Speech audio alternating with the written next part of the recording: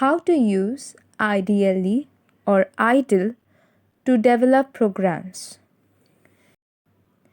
You must have noticed an application called idle on your system after you have downloaded Python. It is an integrated development environment, also known as IDE for Python. The Python installer is by default accompanied by IDLE, which stands for Integrated Development and Learning Environment, with the exception of Linux systems.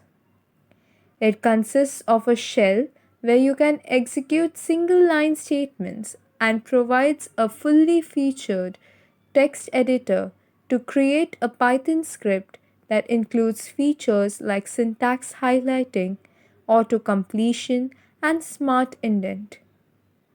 To start an idle interactive shell, we first search for the idle icon in the Start menu and double click on it. You can customize the way your idle looks by selecting the themes or creating a custom theme by going to Options, Configure Idle, and now you can go to Highlights. You can either choose a built-in theme or a custom theme. I'm going to choose the built-in theme, which is the dark theme. And now we click Apply and then OK. And now our theme is set. To create a Python script, you have to click on New File. A new file is open. Here, let's write a simple one-line code to print Hello World.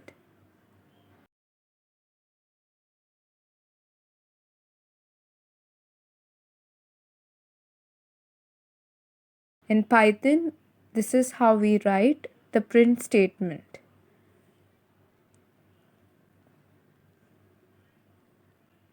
Now we save this file in the format filename.py. In my case, I have given the name as hello_world.py. Now to run the script, there is an option over here given run, and the shortcut here is mentioned as F5. So we can directly click F5, and that's how our program is executed in idle. So that's how you develop a program in idle. I hope now that you are introduced to idle, you will use it to develop many more Python programs. Good luck and thank you.